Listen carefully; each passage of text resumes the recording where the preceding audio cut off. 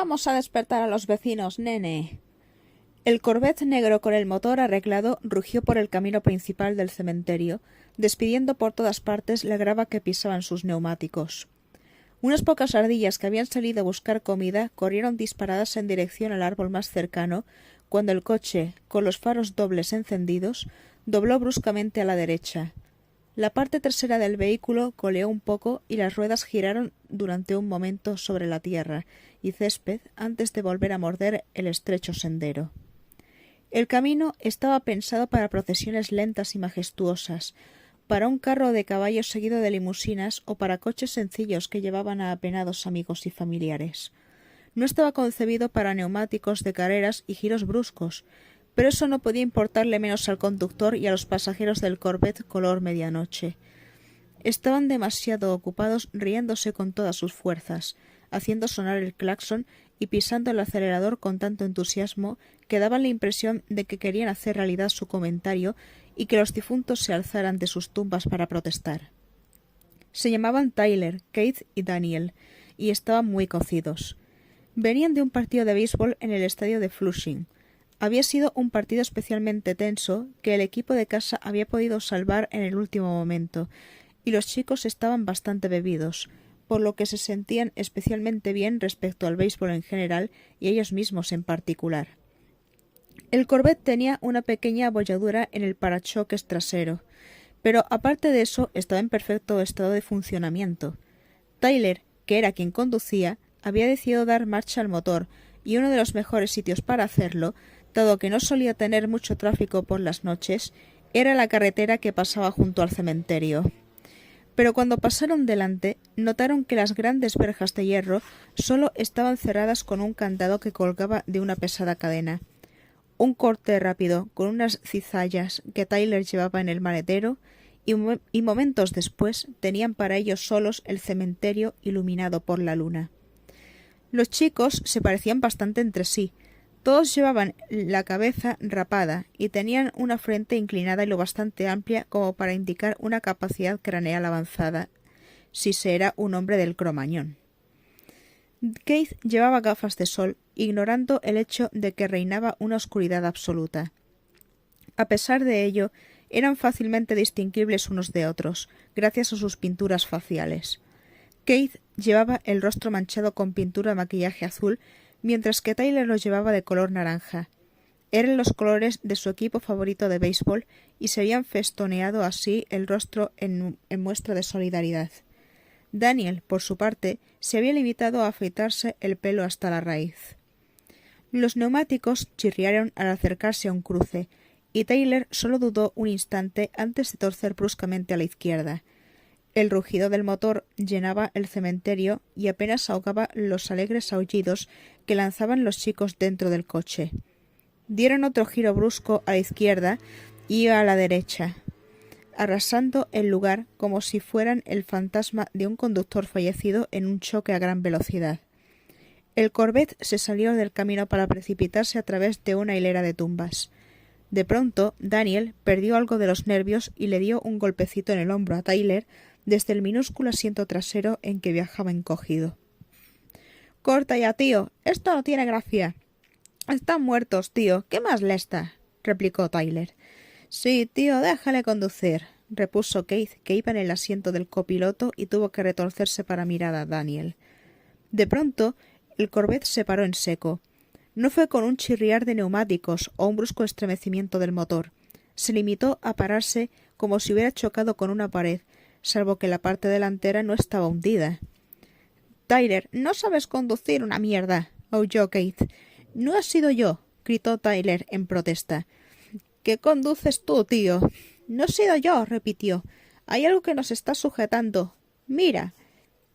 Apretó el acelerador a fondo y el motor rugió. El coche culebreó a un lado y a otro. Los neumáticos mordieron la tierra, pero siguió sin moverse. La luna llena, que iluminaba el camposanto, se había ocultado tras un banco de nubes, y el aire de la noche pareció aún más frío. —Voy a bajarme a ver qué pasa. Tyler levantó el seguro de la puerta y empujó varias veces. —La puerta no se abre —dijo. Keith intentó hacer lo mismo con la puerta de su lado, pero no tuvo mejor suerte. Vale, tío, la jodimos. De pronto, Daniel señaló con un dedo tembloroso. ¿Qué es eso?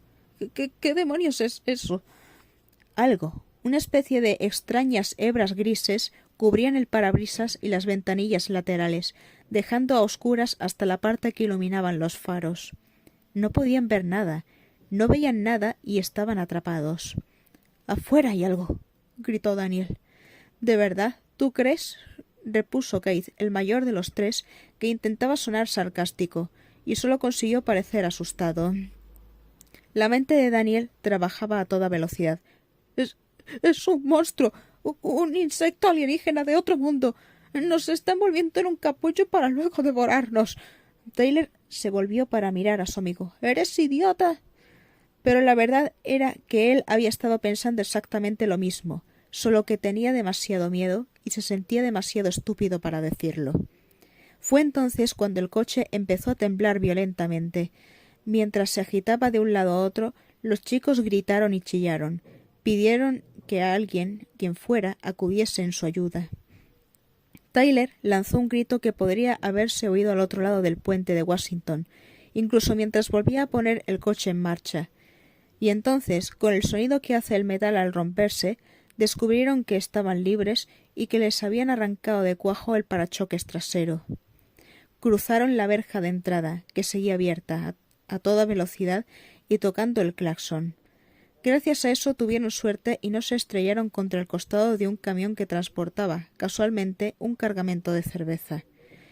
El camión se paró en seco mientras el Corvette lo sorteaba a toda velocidad. El olor a goma quemada y los gritos asustados de los intrusos no tardaron mucho en desvanecerse en el aire de la noche. Todo estaba en calma en el cementerio.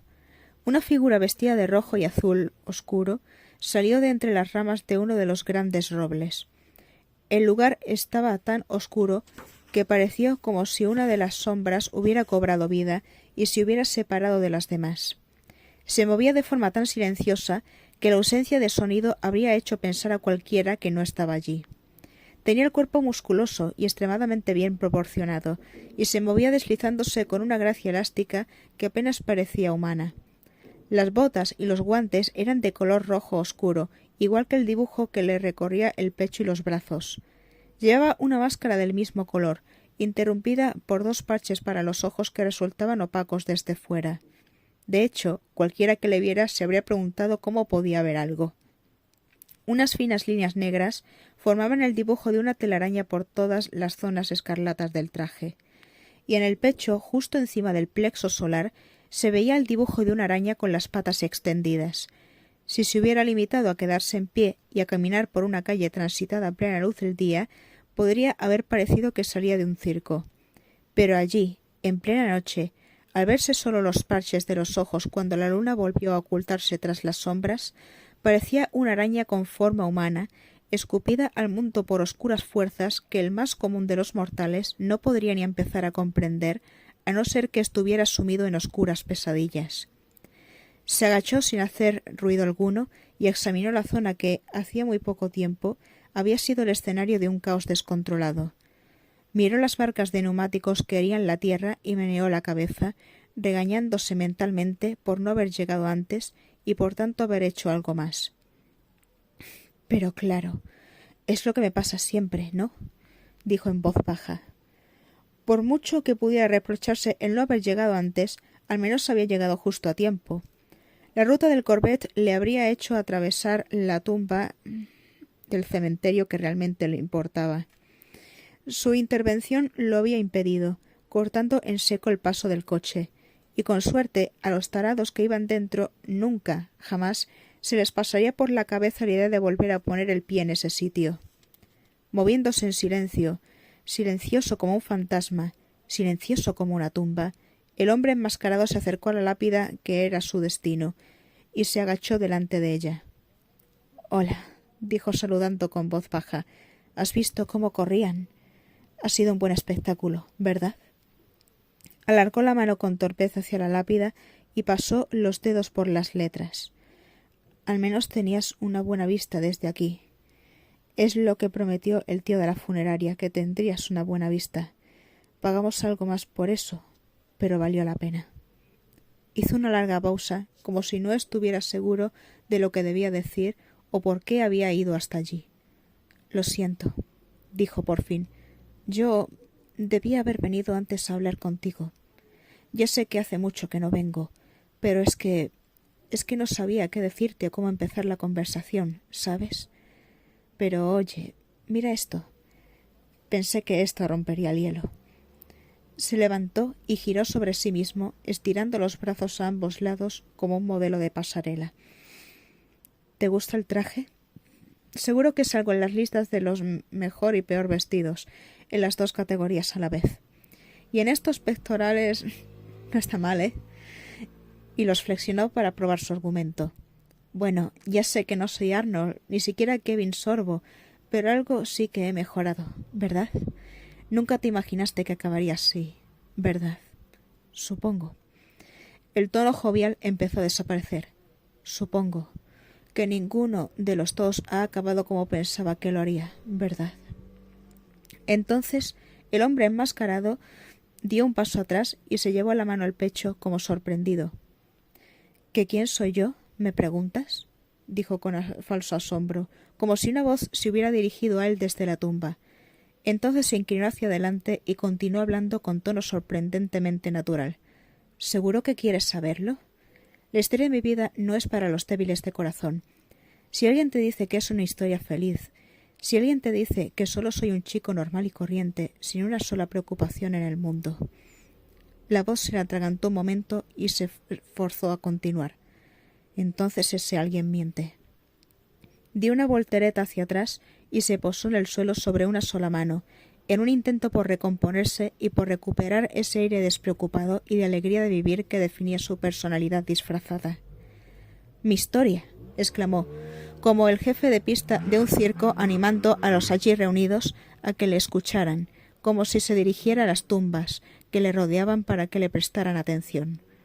«Es una historia de dolor y pena, de anhelos y corazones rotos, de ira y de traición, y eso solo durante los años de instituto. Pero deja que antes te diga una cosa, y es que, como toda historia que vale la pena ser contada, esta historia trata de una chica. Pero al principio no había ninguna chica, solo el dolor y la pena, y la pérdida, y la araña».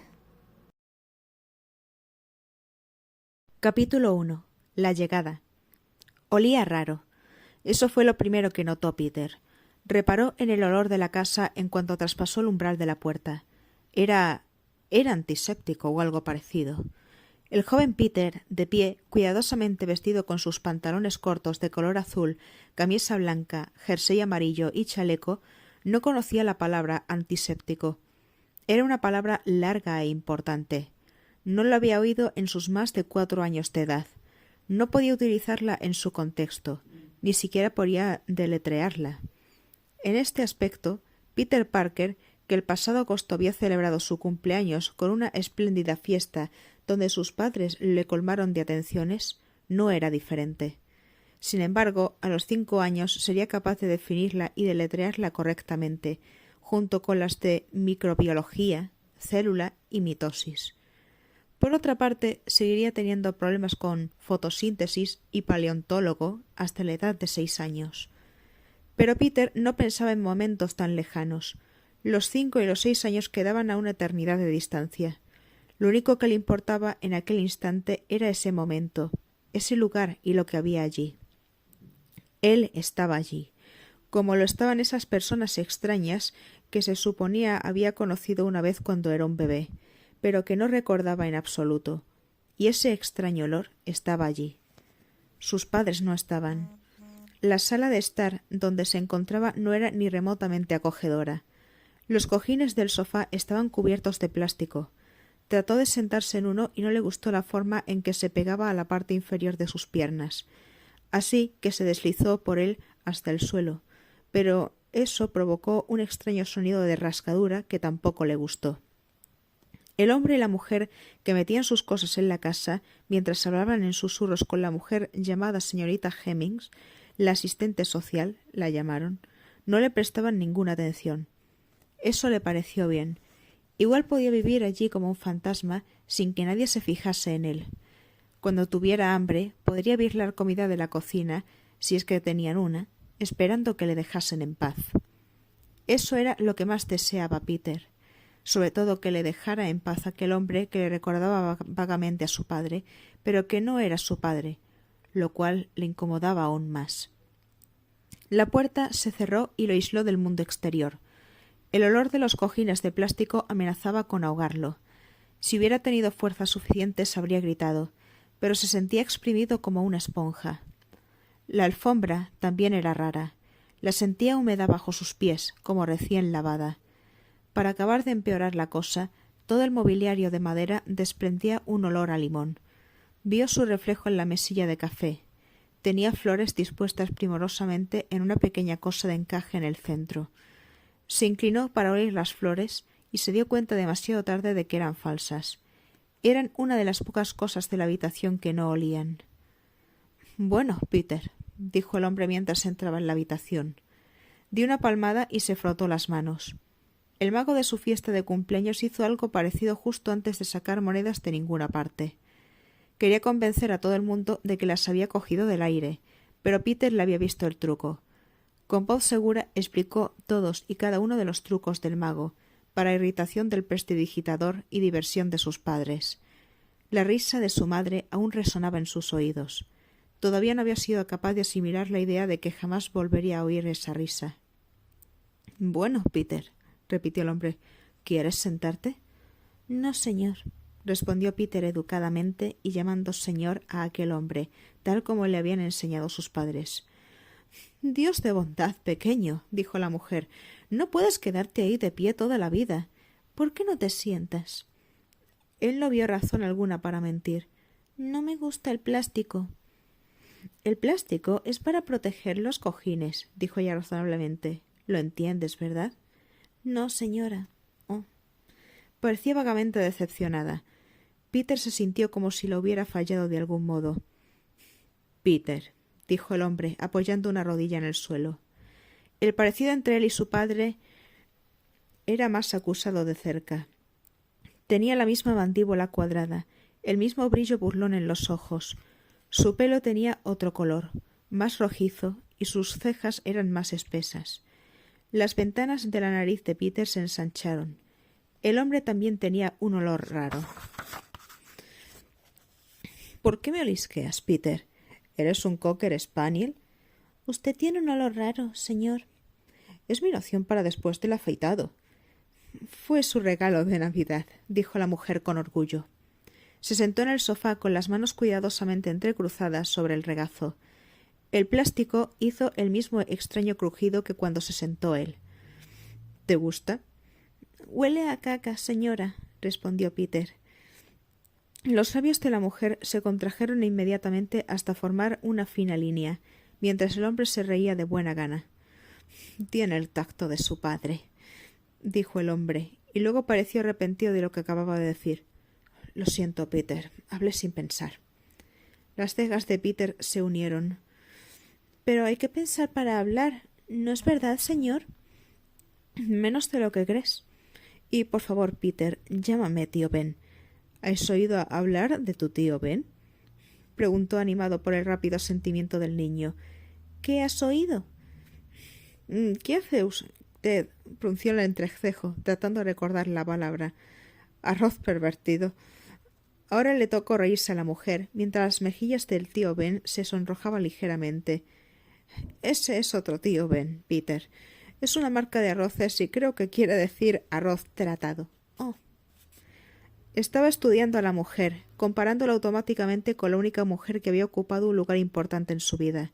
Su rostro era más estrecho y sus ojos un poco más hundidos. Llevaba el pelo, que era castaño, con mechones grises, recogido en un severo moño. Tenía un cuello esbelto y la tendencia a agitar las manos hacia él como intentando apaciguar oleadas de calor. «Bueno», añadió Peter para llenar el silencio.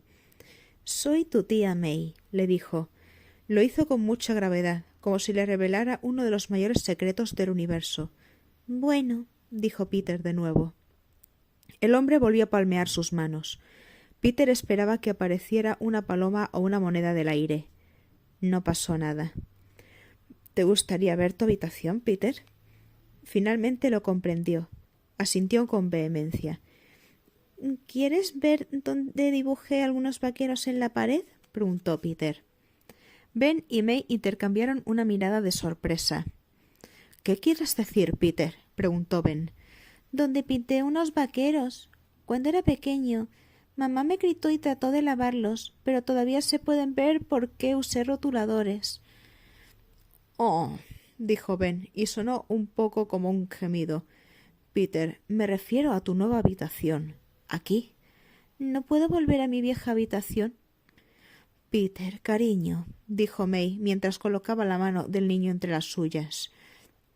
Tenía las manos frías, pero suaves, como si hubiera dado alguna crema en ellas. Peter notó unas pecas marrones en el dorso de su mano y se preguntó si formarían un dibujo al unirlas con una línea. Tu antigua habitación está en Wisconsin. Creía que te lo había explicado el asistente social. Te quedarás a vivir aquí, en Nueva York, con nosotros. ¿No podemos vivir en mi casa? Pero, Peter, nosotros vivimos aquí, y aquí es donde tú vivirás a partir de ahora, le dijo Ben tratando desesperadamente de parecer alegre. Crearemos un buen hogar para ti. Obviamente, ni tío Ben ni tía May lo comprendían. Ya tengo casa, explicó Peter, educada pero firmemente. Peter, ¿sabes lo que necesitas? Preguntó tía May de repente. No palmeaba ni frotaba las manos. Se limitaba a mantenerlas posadas sobre las rodillas. Unas galletas horneadas. ¿Por qué no subes y desempaquetas tus cosas mientras yo preparo algunas? ¿Te gusta el chocolate? Cuando Peter asintió con vehemencia, May se llevó un dedo a la punta de su nariz de un modo curiosamente juguetón. Supuse que te gustaría. Se levantó mientras le preguntaba: ¿Hay algo más que te guste? Sí, por favor. ¿De qué se trata? May se inclinó con las manos apoyadas en las rodillas. ¿Qué quieres? Mi mamá y mi papá. Al oír aquello, ella se estremeció, y Ben, tratando de parecer amable pero firme, le dijo: Peter, tienes que comprenderlo. A partir de ahora vivirás con nosotros. No quiero, respondió Peter con firmeza. No fue brusco, no lloraba o gritaba. No habría podido ser más educado pidiendo una comida en un restaurante. Quiero a mi mamá y a mi papá, por favor, lo expresó como si se le acabara de ocurrir. Ellos no están aquí, Peter, empezó Ben. ¿Puedo al menos hablar con ellos? ¿Puede usted llamarlos? Peter. Ben le cogió con firmeza por los hombros. Tus padres están con Dios ahora. ¿Cuándo volverán? El labio inferior de Ben temblaba. Peter nunca había visto un adulto llorar, y eso hizo que se sintiera mal. No sabía que los adultos hicieran eso. Ben tosió suavemente y tomó aire. No van a regresar, Peter. Quiero hablar con ellos. No puedes. Ellos se han ido lejos. Quiero hablar con ellos. Haga que vuelvan. Peter, haga que vuelvan. El sonido y la agonía desgarradores que salieron de la garganta de Peter aterrorizaron al propio niño, que no podía creer que esa fuera su voz ni que sonara así. Abrió los ojos. Las diminutas pupilas nadaban en un mar blanco, y sin una palabra más se volvió y corrió hacia la escalera. Ben, sintiéndose más viejo de lo que era unos minutos antes, se volvió hacia May y suspiró con amargura. Bien, ha ido bien. Peter se sentó en el suelo, en el centro de la habitación, con las rodillas bajo la barbilla. Estaba tan inmóvil que parecía una estatua. El dormitorio no era horrible, pero tampoco era especialmente cálido. En el dormitorio de Peter, en el de verdad, todos los muebles armonizaban unos con otros. Allí parecía como si los hubieran colocado de forma aleatoria. Al menos ninguno de ellos estaba cubierto con plástico. Ya hacía un rato que tío Ben había subido la última de sus maletas. Peter no le había dirigido la palabra. Se sentía avergonzado por su arranque y estaba seguro de que su tío estaba enfadado con él, así que pensó que sería más prudente no decir nada, y esperar a que se le olvidara que le había gritado de una manera tan mal educada. Es lo que le habría dicho su madre. Mal educada, jovencito, moviendo el dedo para recalcar cada sílaba. El tío Ben no intentó entablar conversación con él. Parecía no saber qué decir. Peter, por su parte, estaba ocupado mirando la araña que había en el rincón superior de su cuarto. Era bastante grande y colgaba del centro de una red de intrincado diseño que se extendía desde el borde del techo hasta una buena parte de la pared. Jamás se había visto nada tan curioso y horripilante. Por un lado, le resultaba increíblemente fea. Por otro, tenía una elegante belleza que no podía dejar de admirar.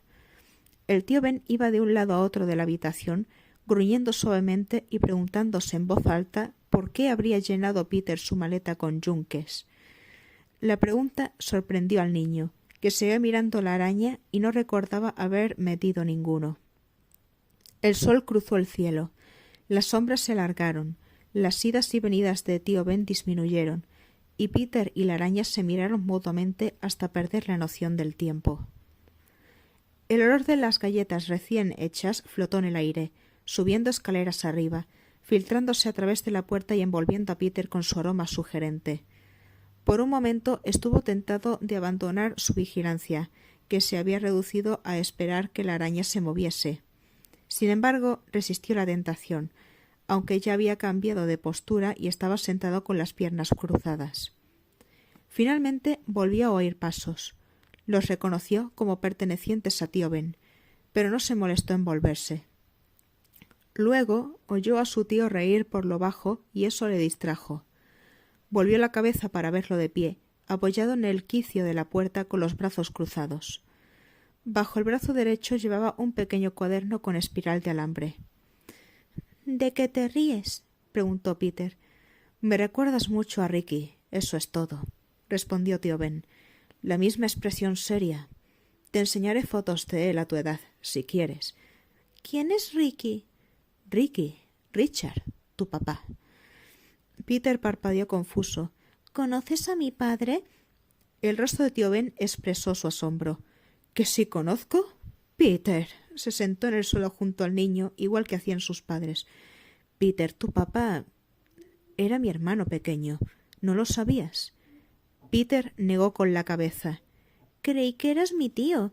Lo soy. Se llama tío o tía a la persona que es hermano o hermana de uno de tus padres, en este caso tu padre. Peter frunció el entrecejo asimilando la información.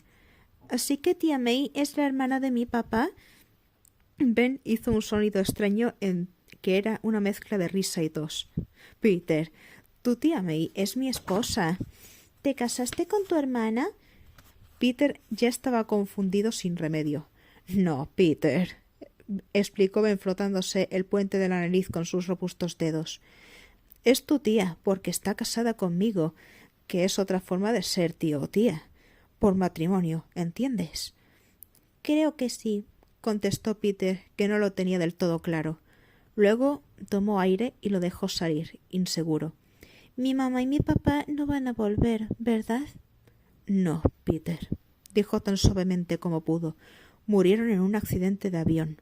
No, no fue así, repuso Peter rotundo. ¿No? Preguntó Ben con curiosidad. Peter introdujo su mano en una de las bolsas y sacó un montón de cómics. Eran héroes secretos, como espías, y estaban ayudando a su país, y los mató algún villano, como Cráneo Rojo. Eligió un número antiguo de un cómic, con el lomo doblado y hecho jirones, y se lo entregó a su tío. Este lo alisó con cuidado y observó la portada. Capitán América, leyó. ¿Te gustan los héroes de los cómics antiguos? Peter asintió con la cabeza. ¿Y crees que tu mamá y tu papá eran así? ¿Por qué? Porque eran especiales, demasiado especiales para morir en un estúpido accidente de avión. Ya veo, dijo Ben gravemente. Es una posibilidad interesante, Peter. Pensaré en ello. Peter asintió, satisfecho de que la conversación hubiera terminado, y volvió a su tarea, es decir, a observar la esquina del cuarto. Veo que tienes un compañero de habitación, comentó Ben después de un rato. ¡Qué araña! Las arañas tienen suerte, ¿sabes? ¿Sí? Eso sorprendió a Peter. Su madre siempre las había odiado y llamaba a su padre para que les diera un pisotón cuando a una de ellas se le ocurría vagar imprudentemente por la casa. Oh, sí, comen insectos dañinos, como los mosquitos. Protegen a las personas. Eso es lo que son, Peter. Protectores. Son muy útiles. Y en este mundo la gente necesita toda la ayuda que pueda conseguir. ¿Entiendes? Entiendo, asintió Peter. ¿Quién sabe? Puede que la enviase mi hermano, tu padre, para que te cuidara. Puede, dijo Peter. Observaba de nuevo a Ben, mirándolo como si lo viera por primera vez. Creía que solo los niños tenían hermanos, dijo. No, los adultos también los tienen. Te he traído algo. Cogió el cuaderno que llevaba bajo el brazo y se lo tendió a Peter. Aquí tienes. Peter le dio vueltas una y otra vez. Luego lo abrió. No hay nada dentro, dijo con curiosidad. Lo sé. Es para que escribas en él. Cambió de postura en el suelo, quizá para estar más cómodo, o quizá porque no sabía muy bien qué decir. Dijiste que querías hablar con tu familia. Bueno, pues ahora están en el cielo, Peter. Pero te pueden ver desde allí. Pueden ver lo que haces y te miran todo el tiempo. ¿Me miran? Preguntó Peter, observando alrededor mientras apartaba de su rostro un mechón de pelo despeinado. Oh, sí. Y si le escribes en este cuaderno, ellos lo verán. Es casi como si pudieras hablarles. Peter miró las páginas y pasó las manos respetuosamente por el papel. Pero, ¿qué les escribo? ¿Qué les digo? Lo que quieras. Háblales de tus cosas, sobre tu vida, sobre la escuela, sobre lo que quieras. ¿Puedo decirles que deseo que estén aquí? Todo lo que tú quieras. Ben sonrió y colocó una mano en el hombro de su sobrino. Peter lo pensó por un momento. Si hablo con ellos, dijo al fin, ¿cómo sabré cuándo me responden? ¿Podré oírlos? No podrás oírles con esto, contestó Ben señalando sus orejas. Luego tocó el pecho de Peter suavemente. Los oirás con esto. ¿Con el corazón? ¿Quién oye con el corazón en vez de con las orejas? Los hombres más sabios del mundo, Peter. Los más sabios del mundo. Y creo que tú puedes llegar a ser uno de ellos. Oh. Pasó las páginas una vez más y éstas hicieron un sonido más satisfactorio cuando rozaron la yema de su dedo. Luego frunció el entrecejo. Tío Ben, no sé qué escribir. No sé escribir. Ah, daba la impresión de que Ben no había tenido eso en cuenta. Bueno, te diré lo que haremos, dijo tras evaluar el problema. Al principio podrás decirme lo que quieres contarles y yo lo escribiré por ti. Cuando seas mayor podrás escribirlo por tu cuenta. ¿Qué te parece? Peter asintió con la cabeza. Era una idea muy excitante. La idea de que sus padres pudieran estar viéndole por encima de su hombro sin ser vistos era excitante. Les convertía en héroes invisibles o algo parecido. Y lo que era más importante, de ese modo disminuía la profunda tristeza que amenazaba con abrumarlo, aunque solo fuera levemente. Tío Ben cogió un bolígrafo, colocó con cuidado el cuaderno sobre sus rodillas y esperó expectante a que Peter comenzara a hablar. Tenía un porte serio, como un secretario ejecutivo a punto de coger un dictado del presidente de Estados Unidos. Mamá y papá, dijo Peter finalmente, os quiero y os echo de menos. Puede que os vea pronto. El tío Ben es majo. Y miró a hurtadillas a su tío para ver su reacción. Como único indicio, las comisuras de sus labios se movieron ligeramente hacia arriba. Peter lo tomó como una buena señal. La tía May también es maja. Creo que hace galletas. Huelen bien. Están muy buenas, afirmó Ben en voz baja. El tío Ben dice que están muy buenas. A lo mejor me como una, si puedo, pero no me sentaré ni en el sofá ni en las sillas para hacerlo, porque no me gusta la sensación que dejan. ¿Sabes qué? A mí tampoco me gusta, dijo Ben mientras seguía escribiendo. Hablaba de forma distante, como si pensara en voz alta. Creo que tendré una charla con tu tía para quitar los plásticos. No hay razón para que no hagamos la casa un poco más acogedora para un niño. Eso estaría bien, dijo Peter.